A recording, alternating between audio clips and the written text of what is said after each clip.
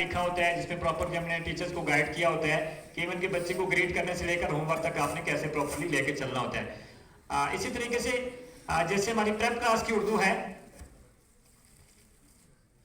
अच्छा इसके अंदर भी हमने जो इस वक्त ईसीसी के जो रूल्स हैं उनको फॉलो किया है। आप देख सकते हैं कि जब तकरीबन नर्सरी क्लास तक बच्चा अल्फाबेट्स को सीख चुका होता है मुकम्मल को, अब जैसे बच्चा प्रेप क्लास में आता है तो हमने उसके साथ सबसे पहले 2 हरफी अल्फाज उसको इंट्रोड्यूस करवाए, फिर 3 हरफी अल्फाज हैं। और इसकी सबसे इंपॉर्टेंट बात यह है कि हमने यहाँ पे कोई भी एक ऐसा कॉन्सेप्ट भी इंट्रोड्यूस नहीं करवाया जो अभी बच्चे तक पढ़ा नहीं हो। आप देख रहे होंगे कि 2 हरफी अल्फाज हैं, तो 2 हरफी अल्फाज के बाद 3 हरफी अल्फाज के साथ हमने वही अल्फाज यूज किए हैं जो बच्चे ने अभी तक सीखा। तो कोई भी एडवांस कॉन्सेप्ट हमने शामिल नहीं किया कि जो भी बच्चे ने सीखा ना हो। इसका फायदा ये होगा कि बच्चे की रीडिंग प्रोफिशिएंसी बढ़ जाती है।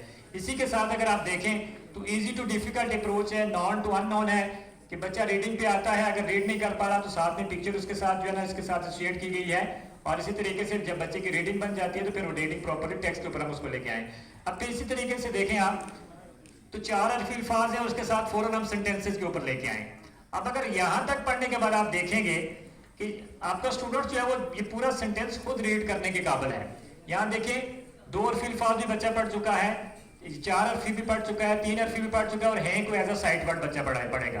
तो इसका मकसद ये है कि आपका स्टूडेंट जो होगा वो प्रेप क्लास के बिल्कुल फर्स्ट टर्म में ही वो पूरा सेंटेंस रीड करने के काबिल हो जाएगा। और जैसे मैंने पहले ये कहा था कि होल लैंग्वेज अप्रोच का फायदा ये होगा कि यहाँ पे आप देख सकते हैं कि फर्स्ट टर्म में ये बच्चा सेंटेंस खुद रीड करने के काबिल है। ये नहीं है कि टीचर उसको बताएगा वो जस्ट उसको मेमोराइज करेगा, बल्कि ये होगा कि बच्चा खुद इस काबिल होगा कि वो पूरा सेंटेंस पढ़ने के काबिल है। और जो ईसीसी के रूल हैं कि हमने बच्चे के वही कॉन्सेप्ट उसको उस पेज पे दिए जो उसने सीखे हुए हैं। और आप बहुत सी बुक्स के अंदर देख रहे होंगे